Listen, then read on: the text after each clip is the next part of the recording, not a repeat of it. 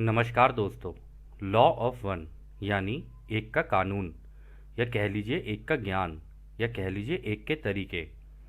यह उसका 24वां सत्र है जो कि फरवरी 15, 1981 को रिकॉर्ड किया गया था। दोहराया जाता है कि इस किताब द्वारा दी गई सभी सूचनाएं और जानकारियां आप मान भी सकते हैं, जान भी सकते हैं, नज़रअंदाज भी कर सकते हैं और सिरे से खारिज भी कर सकते हैं, क्योंकि यह आपकी फ्री विल है जो कि एक अनंत रचयिता द्वारा आपको दी गई है। एक और बात कही जाती है कि लॉ ऑफ वन पूरी तरह से सबके लिए फ्री है। यदि कोई इकाई या व्यक्ति इसको निजी स्वार्थ के लिए इस्तेमाल करे तो वह उसकी व्यक्तिगत जिम्मेदारी होगी। इसी के साथ साथ यदि इस लॉ ऑफ वन को कोई व्यक्ति अपनी भाषा में परिवर्तित करके दूसरों से साझा करना चाहे तो वह भी ऐसा कर सकता है, क्योंकि यह भी उसकी फ्री विल है। तो जैसा कि राह हमेशा कहते हैं कि हम तुम्हारा स्वागत अपने एक अनंत रचयिता के प्रेम और रोशनी में करते हैं। अब हम संवाद शुरू करते हैं। तो दोस्तों, इस सत्र में कार्ला की तबीयत ठीक नहीं थी। तो दोस्तों, हुआ क्या था कि कार्ला की थोड़ी तबीयत खराब थी, उसको कंजेशन था। तो इस वजह से, क्योंकि रा कार्ला के मुंह से बोल रहे थे, यानी कार्ला के शरीर में एंटर करके फिर बोल रहे थे, तो इसलिए डॉन ने ये रिक्वेस्ट की थी कि आप ना जब इसको खांसी आए तो उसको खांसने देना। ऐसा ना हो कि ये खांस ना पाए और आप इसके द्वारा बोलते चले जाएं। तो पहला सवाल डॉन करते हैं। मैं इस पुस्तक को कुछ इस तरह जारी रखना चाहता हूँ कि जिसमें हम अंतिम 25,000 वर्षों के चक्र यानी साइकिल जिसमें अभी हम हैं उसके बारे में बात करेंगे। फिर हम शायद चौथी घनत्वता की स्थिति के बारे में थोड़ा जानेंगे। फिर हम एक के कानून के विषय में और गहराई से जानेंगे। पिछले सत्रों में एक के कानून के विषय में हमने गहराई से चर्चा नहीं की थी। मैं चाहता हूँ कि आगे के सत्रों में एक के कानून के दार्शनिक क्षेत्रों के बारे में अधिक बात की जाए ताकि इसे अच्छे से समझा जा सके। मुझे आशा है कि मैं सही दिशा में जा रहा हूँ। पिछले सत्र में आपने बताया था कि अंतिम 25,000 वर्षों के चक्र में अटलांटिस, मिस्र और वे जो दक्षिणी अमेरिका में रहते थे उनसे संपर्क स्थापित किया गया था। फिर उसके बाद महासंघ चला गया था। मैं समझ रहा हूँ कि महासंघ कुछ समय के लिए वापस नहीं आए थे। क्या आप इसका कारण, परिणाम और व्यवहार के संदर्भ में बता सकते हैं जब आपका पृथ्वी पर अगला संपर्क हुआ था? तो रा कहते हैं, अटलांटिस के मामले में हमारे दिए गए जानकारियों का इस्तेमाल उन्होंने युद्ध में किया, जिसके परिणाम स्वरूप लगभग 10,821 वर्ष पहले अटलांटिस में दूसरी और अंतिम तबाही हुई। तो पूरा का पूरा डिस्ट्रक्ट हो गया था। इन लोगों ने टेक्नोलॉजीज ऐसी बना ली थी जिससे पूरे प्लेनेट के ऊपर इन लोगों ने क्या कहते हैं डिस्ट्रक्शन शुरू कर दी थी। तो इस वजह से हुआ क्या, इन्होंने की तो सही लेकिन खुद भी हो गया इनका काम उसके अंदर बराबर। तो इसके आगे रा कहते हैं, इस कारण कई कई लोग उत्तरी अफ्रीका के रेगिस्तान की तरह विस्थापित हो गए थे, जहां पहले से ही कुछ अटलांटिस के लोग पहले युद्ध के बाद चले गए थे। युद्ध के कारण पृथ्वी में परिवर्तन जारी रहा। परमाणु बम और अन्य क्रिस्टल के हथियारों के कारण धरती का एक बड़ा हिस्सा पानी के अंदर डूब गया था। यह लगभग 9,600 वर्ष पूर्व हुआ था। तो दोस्तों, यानी 10,821 साल पहले इन लोगों ने दूसरा युद्ध किया। ठीक है, कुछ लोग वहां से निकल के दूसरी जगह चले गए। वो कह रहे हैं ना, साउथ अफ्रीका की तरफ चले गए थे, नॉर्थ अफ्रीका की तरफ चले गए थे। तो वहां पर जब ये लोग चले गए थे तो उसके बाद भी, क्योंकि कंटिन्यूसली युद्ध चले जा रहे थे, कोई किसी से युद्ध करे, कोई किसी से युद्ध करे, ऐसे चली जा रहा था। तो इस वजह से 9,600 वर्ष पहले हुआ क्या कि पूरा का पूरा जो अटलांटिस था ना, वो पूरा का पूरा पानी में ही डूब गया। फिर तो आगे रहा कहते हैं, मिस्र तथा दक्षिणी अमेरिका में किए गए प्रयोग के परिणाम हालांकि व्यापक रूप से विनाशकारी नहीं थे, परंतु वे महासंघ के असली इरादों से बहुत दूर थे। यह न केवल हमारे लिए बल्कि काउंसिल तथा ग्रह रक्षकों के लिए भी स्पष्ट हो गया था कि हमारे तरीके इस विशेष ग्रह के लिए उपयुक्त नहीं हैं। इस प्रकार हमारा व्यवहार अब और सावधानी पूर्वक सोच विचार करके और रचनात्मक रूप से उन तरीकों की निरंतर खोज थी जिसके द्वारा हमारी इकाइयां या हमारे लोग संपर्क कर सकें तथा वह सेवा में कम से कम विकृत हों, और इन सब से ऊपर हमारी जानकारियों को साझा करने में हमारे इरादे कम से कम विकृत तथा विपरीत होने की संभावना हो। तो दोस्तों, इस केस में पता है रा क्या कह रहे हैं कि देखो, हम लोगों ने तो अपनी इन्फॉर्मेशन दी थी कि भाई रचयिता के बनाए हुए तरीके क्या है, उसका एक सेट ऑर्डर है, ठीक है ना, उसको अगर आप फॉलो करोगे तो आपकी प्रोग्रेस हो जाएगी और आप आगे आगे निकलते जाओगे। लेकिन हुआ क्या, ये अभी आगे राह बता देंगे, ये जो सो कॉल्ड ओराइन ग्रुप है ना, ये उल्टा चलता है। और जिस प्लेनेट के ऊपर इसको डिस्ट्रक्शन करना होता है ना, ये उल्टा शुरू कर देता है सारे के सारे लॉज को चलाना। तो वो कह रहे हैं कि हम कोशिश तो कर रहे थे देने की, हम लोगों ने दिया भी, ठीक है, और हम कोशिश ये कर रहे थे कि उसके अंदर जितना हो कम से कम विभाजन हो, हमारी जैसी क्रिएटर की जिस तरीके की लॉज है वैसे की वैसी पकड़ा दे हम इनको। बट उसमें भी होता ही रहा कि कभी किसी ने अपना विभाजन डाल दिया, किसी को जो समझ में आया उसने वो डाल दिया। तो इस वजह से विभाजन होना शुरू हो गया। और कन्फेडरेशन को भी लगने लगा, और गार्जियंस को भी लगने लगा, काउंसिल को भी लगने लगा कि यार हम करें तो करें कैसे इनकी मदद। हम इन्हें कुछ देते हैं, ये कुछ का कुछ कर देते हैं, फिर रिजल्ट इनके कुछ कुछ और ही आते हैं। तो इस केस में उन लोगों ने ये सोचा कि हम चलो नए नए तरीकों का इस्तेमाल करते हैं, जैसे इनके आसमानों में आ जाते हैं, कम से कम सवाल करना शुरू करेंगे, तब हम जब ये मांगेंगे तब हम इन्हें दे सकते हैं, क्योंकि लॉ ये कहती है कि जब तक तुम मांगोगे नहीं ना, हम तुम्हें दे नहीं सकते। तो जो तुम्हारे पास अवेलेबल है तुम उसी के अंदर ही सोचते रहोगे, उसी के अंदर ही करते रहोगे, ठीक है, जितना तुम्हें दिख रहा है, जितना तुम्हें इधर उधर से पता चल रहा है, उसके हिसाब से तुम काम करते रहोगे, जबकि एक्चुअली में चीज़ें किसी और डायरेक्शन में चल रही होती हैं। तो कुछ इस तरीके की कहानी हो गई थी यहाँ पे। तो खैर अगला सवाल डॉन करते हैं। धन्यवाद।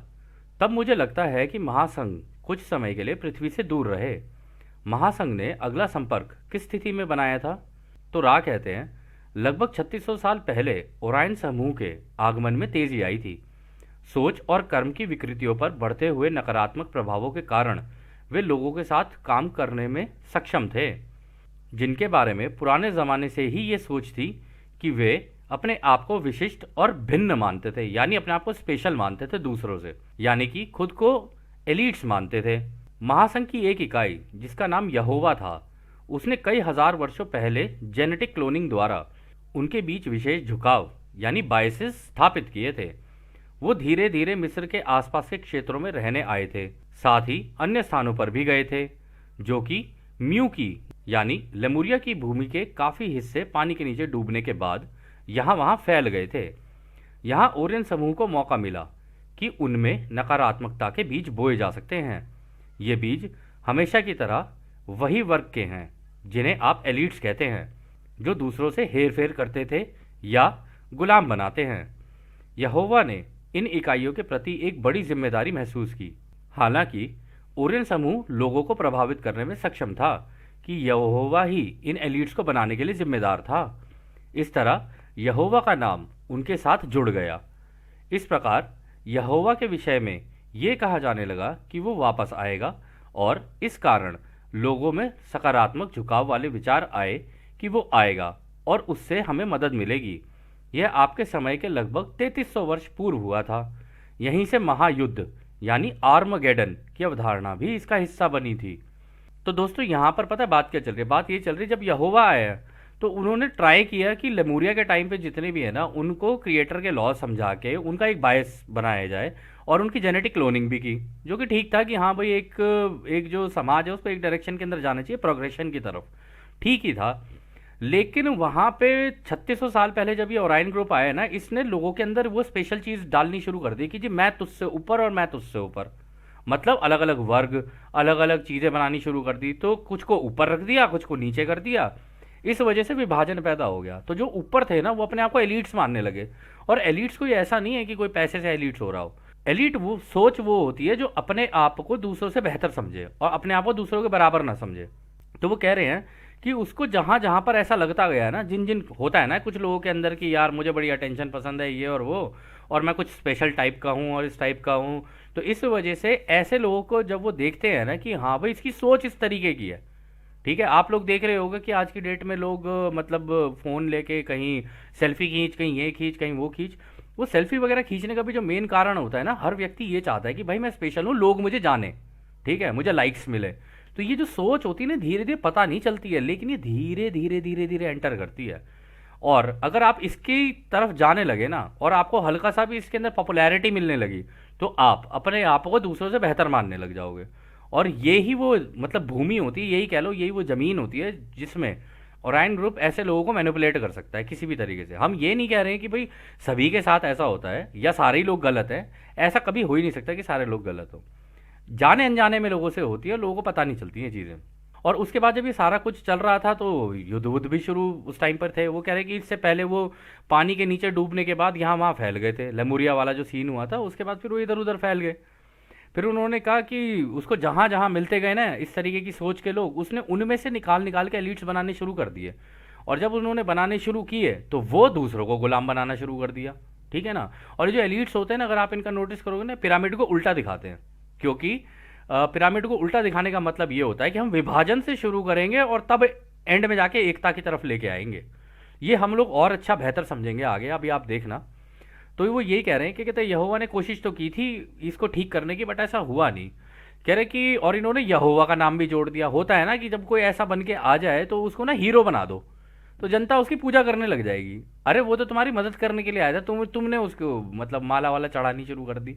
तो इस तरीके का काम ये कर देता है ऐसा, कि ताकि लोग ना भटक जाए इस चीज़ से। और इसके 4 टूल हैं: लाई, डिनाई, डिसीव, डिस्ट्रैक्ट। मतलब झूठ बोलो और मना कर दो, नहीं नहीं जी ऐसा कुछ नहीं है। और डिस्ट्रैक्ट का मतलब होता है इनका ध्यान भटका देना। डिसीव का मतलब होता है धोखा देना।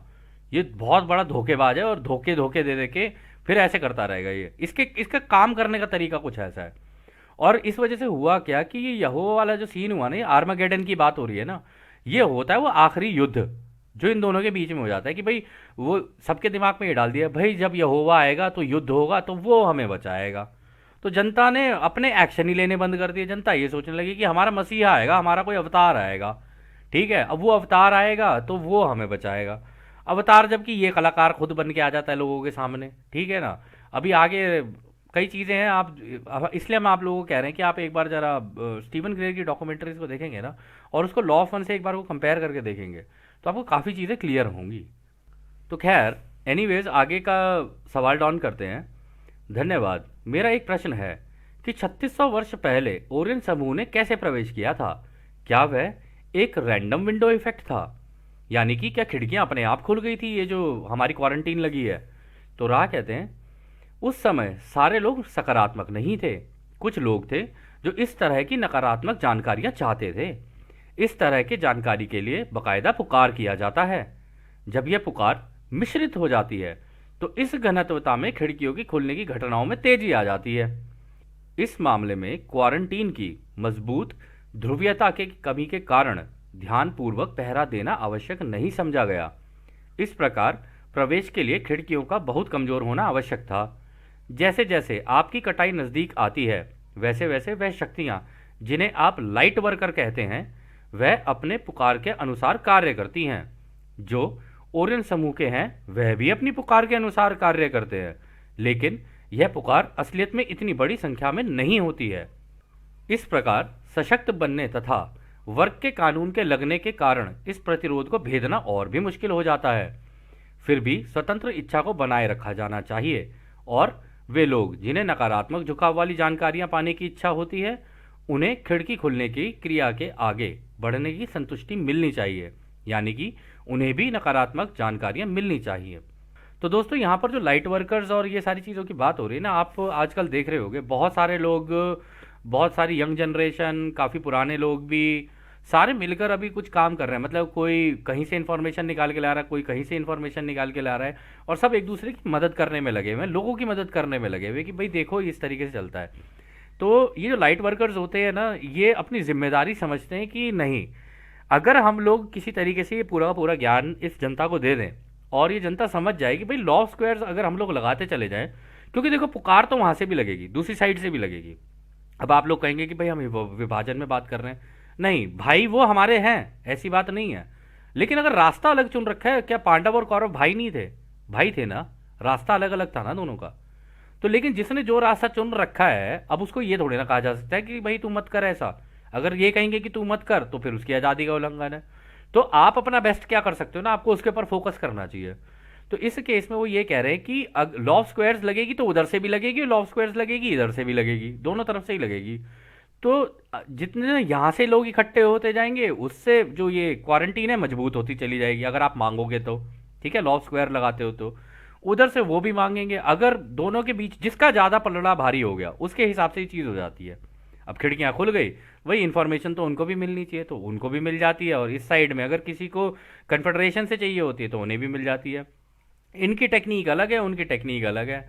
कन्फेडरेशन की टेक्निक ये है भैया मेडिटेशन में बैठ जाओ, उनकी टेक्निक वो आपको बता ही चुके हैं, काला जादू और ये सब। तो आप ही समझ लो दोस्तों, हम तो कुछ कह ही नहीं सकते, यहाँ पे रा ने जो बताया वो ही है। खैर एनीवेज, डॉन आगे कहते हैं, फिर यहोवा ने जो कुछ देखा उसे ठीक करने के प्रयास में, जिसे मैं एक गलती मानता हूँ, मैं जानता हूँ कि आप इसे ऐसा नहीं कहना चाहते हैं। उन्होंने 3300 वर्ष पहले सकारात्मक दर्शन के साथ शुरुआत की थी। क्या ओरियन और यहोवा दोनों के दर्शन टेलीपैथिक रूप से प्रभावित थे, या उन्होंने किसी दूसरी तकनीक का इस्तेमाल किया था? तो रा कहते हैं, दो तरह की तकनीक का इस्तेमाल किया गया था। पहला, उस इकाई के द्वारा जो अब यहोवा के नाम से नहीं जाना जाता था, यानी कि वह यहोवा का पुनर्जन्म था, जो अभी भी यह महसूस करते थे कि इन इकाइयों को, जो कि नकारात्मक शक्तियों से भी श्रेष्ठ हैं, यदि उन्हें ऊपर उठाया जाए, यानी कि इन्हें एक का ज्ञान दिया जाए, तो यह श्रेष्ठ इकाइयां एक के कानून का प्रसार कर सकती हैं।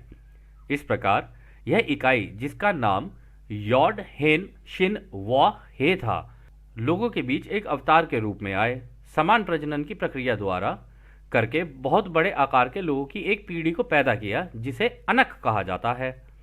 दूसरा तरीका जिसने अधिक प्रभाव डाला था, वह विचार रूप थॉट फॉर्म, जिसे हम अक्सर रहस्यमय और ऐसी चीज जिसका वर्णन नहीं किया जा सके, सबलाइम, यानी कि विचित्र रूप में आप लोगों के बीच इस्तेमाल करते थे। इनमें से कुछ रूपों से आप परिचित हो सकते हैं। तो दोस्तों यहाँ पे दो तीन चीज हुई। देखो, यॉड हेन शिन वॉ हे, ये जो यहोवा थे ना, इस ये इन्होंने दोबारा जन्म लिया, पुनर्जन्म लिया इस नाम से। फिर इन्होंने इस लॉ ऑफ वन को और लोगों को देना शुरू किया, और लोगों को ये कहा कि भाई तुम सीख रहे हो तो दूसरों को भी सिखाते चलो, तभी ये लॉ ऑफ स्क्वायर्स लग पाएगी, तभी लोगों की सोच एक जैसी हो पाएगी, इकट्ठी हो पाएगी। और एक बार सोच इकट्ठी हो गई तो इस डायरेक्शन में, नेगेटिव डायरेक्शन में जाने से इस प्लेनेट को रोका जा सकता है। ठीक है, या रोका जा सकता है, या कह लो इसकी दिशा बदली जा सकती है, क्योंकि लोग जिस तरीके की सोचेंगे वैसी प्लेनेट की दिशा हो जाएगी। तो उन्होंने कोशिश तो की थी, लेकिन ऐसा भी नहीं हुआ उन लोगों को। अभी इसके अंदर उन्होंने कहा प्राकृतिक प्रजनन की प्रक्रिया, यानी कि भाई ठीक है, जैसे जैसे लोग सीखते गए, उन लोगों के बीच में एक कम्युनिटी बनती गई। उस कम्युनिटी में मेल फीमेल उनकी आपस में अब शादी थी या नहीं थी नहीं कहा जा सकता, लेकिन उनके द्वारा जो बच्चे पैदा हो रहे थे ना, उनकी सोच भी उसी तरीके की हो रही थी। और क्योंकि ये यॉड है शिन वॉ है जो थे ना, ये काफ़ी स्ट्रांग और उस तरीके के थे, तो उनकी एक पीढ़ी पैदा हुई थी। वो कह रहे हैं ना कि जो अनक, लेकिन ये जो अनक थे ना, ये शरीर पे थोड़े बड़े और इस तरीके के थे, लेकिन ओरायन ने इनको मैनिपुलेट करके किया क्या, इनको स्पेशल बता दिया कि भाई तुम स्पेशल हो। अब जब वो स्पेशल वाली चीज़ आ गई तो उसी कम्युनिटी के अंदर से दो विभाजन हो गए। आधे तो निकल गए ओरायन की डायरेक्शन में, आधे निकल गए इधर क्रिएटर वाली डायरेक्शन में। और जो दूसरा वाला जो बोल रहे हैं थॉट फॉर्म वाला, वो ये बोल रहे हैं कि जैसे आपने जॉर्जिया गाइडस्टोन्स और क्या कहते हैं बाकी भी जितनी भी विचित्र बनी हुई चीज़ें हैं ना, इस तरीके की चीज़ें बना दो ताकि लोग समझ ना पाएं। लेकिन वो अपना प्रचार तब भी करे चले जा रहे थे, ओरायन ग्रुप तब भी अपना प्रचार किए चले जा रहा था। इसकी वजह से हो क्या रहा था ना, लोग उसे देखकर ऐसे अचंभित हो रहे थे, अरे वाह ये तो कोई चमत्कार है, अरे वाह ये तो कोई चमत्कार है। और जनरली देखा गया है कि हल्का सा चमत्कार अगर किसी इंसान को कहीं दिख जाए ना, वो हाथ जोड़ के खड़ा हो जाता है वहां पे, उसके पीछे पीछे चल देता है। और इस वजह से वो अपनी आज़ादी का उल्लंघन खुद करके अपनी आज़ादी सामने वाले को दे देता है। तो इस तरीके की कुछ कहानी वहां पर हो गई थी। तो खैर अगला सवाल डॉन कहते हैं, क्या कार्ला को खांसने में मदद करने के बाद क्या आप उनमें से कुछ के बारे में बता सकते हैं? तो रा कहते हैं, इन जानकारियों को आप खोज सकते हैं, हालांकि संक्षेप में इनमें से कुछ के बारे में हम बता सकते हैं, जैसे wheel with in the wheel और शेरुबिम विद स्लीपलेस आइज। तो दोस्तों ये जो wheel with in a wheel है और ये शेरुबिम विद स्लीपलेस आइज है ना, आप इसको सर्च करके देख लेना और देख लेना ये क्या चीज़ है। हालांकि ये चीज़ भी ये दर्शाती है कि चमत्कार तो नहीं कह सकते इसको, लेकिन हाँ ये इस तरीके के जो वो होते हैं ना स्पिरिचुअल कॉन्सेप्ट्स होते हैं, उसी का पार्ट ही है ये। तो आप देख लेना, इसके बारे में थोड़ा पढ़ेंगे तो थोड़ा सा आप समझ पाएंगे, हम इसको ज़्यादा एक्सप्लेन यहाँ पर नहीं करेंगे। तो आगे डॉन कहते हैं, बहुत अच्छा, क्या 3600 वर्ष पूर्व ओरायन समूह ने भी अपने बारे में बताने के लिए इसी तरह के तरीकों का इस्तेमाल किया था? तो रा कहते हैं, यह समूह या साम्राज्य ने उस समय आपके आसमानों में एक दूत भेजा था। तो डॉन कहते हैं, क्या आप उस दूत का वर्णन कर सकते हैं? तो रा कहते हैं, यह दूत काफी डरावना था, जो दिन में बादलों के पीछे छिपा रहता था। जो भी उसे देखता था उन लोगों के सवालों को मिटाने के लिए वह रचयिता के समरूप बनने की कोशिश करता था। यानी कि वह लोगों को यह यकीन दिलाने की कोशिश करता था कि वही रचयिता है। तो दोस्तों हमने कहा है ना, ये जो सो कॉल्ड ओरायन ग्रुप है ना, ये खुद अवतार बनने की कोशिश करता है कि नहीं नहीं नहीं नहीं, भगवान वो नहीं है, भगवान मैं हूं, मेरी पूजा करो तुम। इसकी सोच ही कुछ इस तरीके की है। जबकि हम लोगों ने इस किताब के द्वारा जब हम लोगों ने भी पढ़ा था और देखा था, तो हमने देखा था रचयिता तो तरंगे हैं। तो ये कौन है जो ये बहरूपिया रूप बन बन के बार बार आ रहा है? और आपको याद होगा रामायण में भी हमने देखा था, रावण भी बहुत बड़ा बहरूपिया था, और उसके साथ में जितने थे ना सारे बहरूपिये थे। कभी ऐसी शक्ल बना के आ जाए, कभी वैसी शक्ल बना के आ जाए। और खुद रावण को देख लो क्या बन के आया था। वो तो क्या कहते हैं, वो बन के आया था, एक ऋषि मुनि बन के आया था जब सीता का हरण करने के लिए आया था, है ना। देखा तो हमने यही है बचपन से। तो कुछ इस तरीके की ही राह यहाँ पर बात बताने की कोशिश कर रहे हैं। तो खैर अगला सवाल डॉन करते हैं। और फिर उस डरावने बादल को देखने के बाद यह इकाइयां किस तरह प्रभावित हुई या इन तक जानकारियां कैसे पहुंची? तो राह कहते हैं विचारों के स्थानांतरण यानी ट्रांसफर द्वारा, यानी टेलीपैथी के द्वारा, आसमानों में डरावनी घटनाओं के द्वारा तथा अन्य घटना जिसमें वे लोग विचार रूप का इस्तेमाल करके रहस्य पैदा करके उन्हें प्रभावित करने की कोशिश करते थे तथा सूचना भेज देते थे। अच्छा तो दोस्तों पता क्या हो रहा था यहाँ पर ये हो रहा था, ये आसमान में आए, ठीक है, बादलों के पीछे छुप जाए और बड़े बड़े स्पेस क्राफ्ट दिखाए कि हाँ ये वो। इनके राह ने पहले ही बता दिया है कि भाई इनके, या तो पता नहीं आगे बताएंगे या अभी पहले ही बता दिया था कि इनके थोड़े डार्क कलर की नेचर होती है, मतलब मेटल के होंगे और ये सारी चीज़ें होंगी। तो जब भी इस तरीके की चीज़ें दिख जाए तो समझ लेना इन्हीं कलाकारों का काम है सारा का सारा। तो इस वजह से वो कह रहा है कि वो ये करने लग जाते हैं, और जैसे ही लोगों का थॉट उस डायरेक्शन में जाए तो टेलीपैथी के द्वारा उनके दिमाग में इस तरीके की नेगेटिव चीज़ें डालना शुरू कर देते थे। तो ये टेक्निक का इस्तेमाल हो रहा था उस टाइम पर। जबकि अगर आप कन्फेडरेशन के क्राफ्ट देखोगे ना, वो रोशनी के बने होते हैं, और ऐसा नहीं है कि वो आपकी ज़बरदस्ती दिमाग में कोई टेलीपैथिक मैसेजेस डालेंगे। अगर आप मेडिटेशन के अंदर हो और आप मांगते हो तब ही आपको कोई इन्फॉर्मेशन दी जाएगी, ऐसे नहीं कि वो खुद अपनी इच्छा से कुछ डाल देंगे। इसलिए कहते हैं मेडिटेशन में मांगना चाहिए। मेडिटेशन में जाओ, अपने आप को कनेक्ट कर लो, मांग लो, मांग लोगे तब कन्फेडरेशन तुम्हें देगी। ऐसे नहीं कि बस मेडिटेशन में जाके बैठ गए। और जैसे कि हम लोग भी बचपन से सुनते आए कि लोग कहते थे कि अरे इससे तो शांति मिलती है। भाई शांति तो मिलती है, बिल्कुल मिलती है, लेकिन जब ये है ही वो बात करने का तरीका टेलीपैथी का, तो क्यों ना इसको इस्तेमाल किया जाए। तो जो लोग चाहें वो इसका इस्तेमाल कर सकते हैं। तो खैर अगला सवाल डॉन करते हैं, क्या इस युग में या उसके तुरंत बाद कोई पैगंबर या प्रॉफिट आए थे जिन्हें अब हम जानते हैं? तो रा कहते हैं लगभग 3000 वर्ष पहले जो साम्राज्य के लोग थे वे लंबे समय तक अपनी उपस्थिति नहीं बना पाए और मजबूरन उन्हें शारीरिक रूप से आपके आसमानों को छोड़ने का निर्णय लेना पड़ा था और वह वहां से चले गए थे, यानी ओरायन ग्रुप वहां से चला गया था। इन तथाकथित पैगंबरों को अक्सर उनके द्वारा नकारात्मक जानकारियां दी जाती थी, परंतु सबसे बुरा जो ओरायन समूह कर सकता था वो था पैगंबरों द्वारा कयामत की बातों को लोगों तक पहुंचाना, क्योंकि भविष्यवाणी करना पैगंबरों का व्यवसाय था। वह अपने लोगों से प्रेम करते थे तथा केवल लोगों की और रचयिता की सेवा करना चाहते थे। तो देखो दोस्तों, ये मैनिपुलेट करना चाहे ना तो ये जो दूसरे हैं ना उनको भी मैनिपुलेट कर देता है। तो ये जो थॉट्स है ना कि आगे भाई कयामत आ जाएगी, प्रलय आएगी, ये होगा वो होगा, हालांकि उस टाइम पर वो भविष्यवाणी इस तरीके से करना चाहते थे कि क्रिएटर की बातें बताना चाहते थे, अच्छी अच्छी बातें बताना चाहते थे ताकि थॉट्स अच्छे अच्छे रहे। लेकिन हुआ क्या, उन लोगों के द्वारा भी ये वाली इंफॉर्मेशन इंसर्ट कर दी गई। तो अब जब इंसर्ट होगी तो वो थॉट जो है वो मैनिफेस्ट करेगी, मतलब अपने अपने आप को रियलिटी में लाएगी। तो ये काम ओरायन ग्रुप पहले ही करके जा चुका था। इसीलिए ये जो लॉ ऑफ वन है ना, इसका इस्तेमाल किस तरीके से हो सकता है इसको ठीक करने के लिए, वो ये जितने ज़्यादा लोग क्रिएटर के डायरेक्शन में आ जाएंगे ना और वो इसको बैलेंस करते जाएं, मतलब अगर नेगेटिव चल रहा है, ऐसा नहीं है कि नेगेटिव पॉजिटिव अलग अलग है, दोनों ही देखने चाहिए, नेगेटिव भी देखो पॉजिटिव भी देखो। अगर कोई ये कहता है कि भाई यहाँ पे अर्थक्वेक है तो ठीक है, उस जगह का उल्टा सोचने लग जाओ, भाई भगवान उस जगह पे अर्थक्वेक ना आए, ठीक है, हम वहाँ के लोगों के लिए अपने दिल से उनके लिए शांति और रोशनी मांगते हैं। तो जब ये दोनों चीज़ें साथ साथ चलती रहेंगी तो संतुलन बना रहता है। लेकिन इन्होंने संतुलन ही खराब कर दिया वहाँ पे, पहले ही लोगों के दिमाग के अंदर ये सारी चीज़ें डाल दी और जितने लोग आए, अब आप बहुत सारे हिस्ट्री में आप देख लेना, बहुत लोग आए वो बता के चले गए कि ऐसे ऐसे होगा। और ऐसा नहीं है कि उन्होंने ही बताया, इवन जीसस ने भी बताई है ये सारी चीज़ें कि भाई ये ऐसे ऐसे करता है, ये इसके प्रोसेसेस है, ये सेट प्रोसेस है, इन इन स्टेप्स में करता है ये सारी चीज़ें। तो वो रिमोट व्यूइंग करके आगे की चीज़ें बताने की कोशिश कर रहे थे। तो खैर अगला सवाल डॉन करते हैं। क्या आप मुझे बता सकते हैं कि जैसा आप कह रहे हैं ओरायन समूह कुछ सकारात्मक पैगंबरों के दिमाग को प्रदूषित करने में सफल रहा तथा उन पैगंबरों ने कयामत के संदेश फैला दिए? तो रा कहते हैं हाँ यह सही है। तो देखो दोस्तों, वही वहाँ पे क्लियर कर दिया उन्होंने, कहा कि हाँ थे तो वो पॉजिटिव उसमें। हो सकता है आप जिसको मानते हो, गुरु मानते हो, ये सारी चीज़ें हो, भाई हो सकता है वो पॉजिटिव डायरेक्शन में हो, लेकिन उनके दिमाग को भी कौन मैनिपुलेट कर दे ये ओरायन ग्रुप, नहीं पता चलता, कुछ भी नहीं पता चलता। इसलिए पॉजिटिव सोच एक साइड में रखने के लिए, जैसे राने का ना, एक बायस बनाना होता है। अगर आप उस बायस में रहोगे तो संतुलन बन सकता है। तो खैर आखिरी सवाल डॉन करते हैं। क्या आप मुझे बता सकते हैं कि ओरायन समूह को बाद में क्यों छोड़ना पड़ा?